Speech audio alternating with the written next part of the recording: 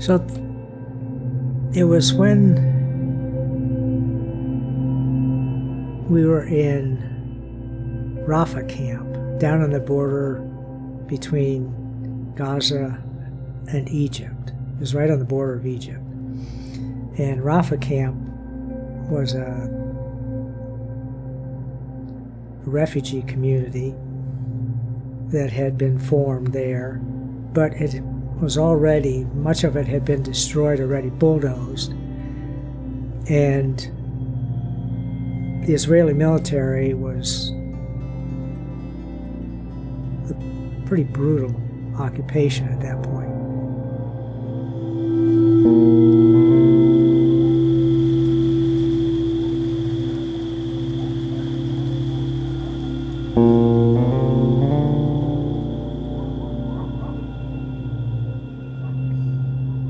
And I think I'd been meeting with some young Palestinians, and somebody from that group took me to meet this young man.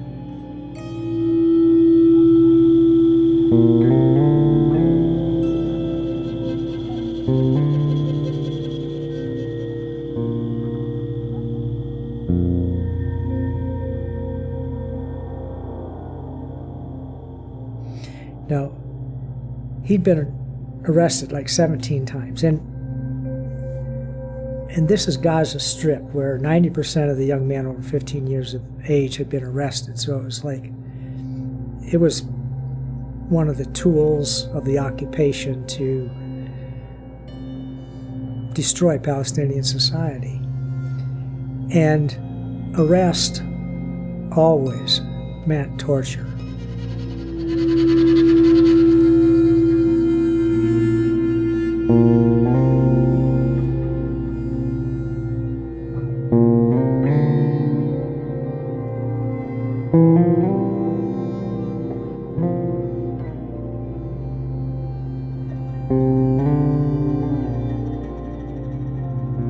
I was just so impressed by the kind of joy that rolled out of his body. I mean, I've never seen anything like it before in my life. And he began to tell me, I said, the different times I've been arrested, there were times they would put cigarettes out on my eyeballs, just jam the cigarette into my eyeball to put out their cigarettes. Or use a saw to cut the skin between my fingers, like that. Or cold to keep me from sleeping, or heat, or noise, or light, it was like a litany of torture techniques that you read in a handbook, torture handbook. And yet, what he said was, they wanted to push me to a place where I would respond in kind. They wanted to turn me into what they were. And they'll never be able to do it. They'll never win. I won't do it. I won't fall to that level.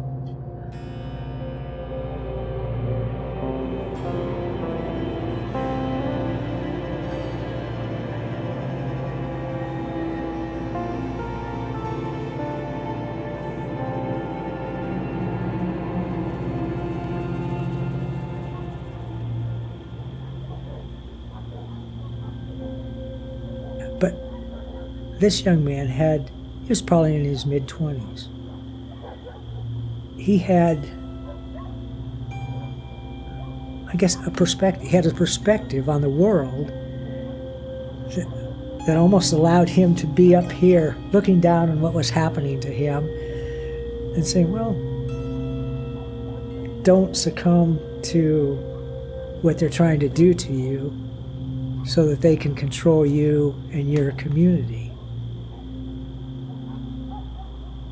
But keep understanding, they'll never win because we'll never fall to that level.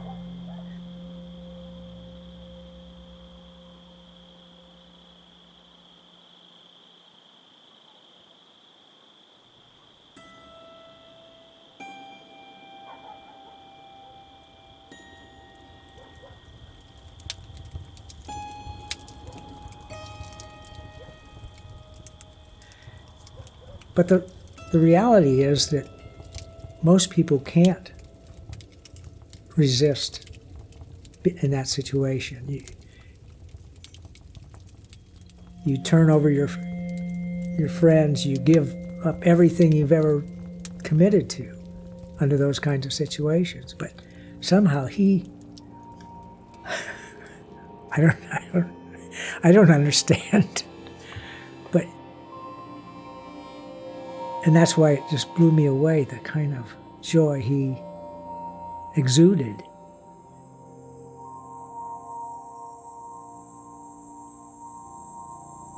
Wow.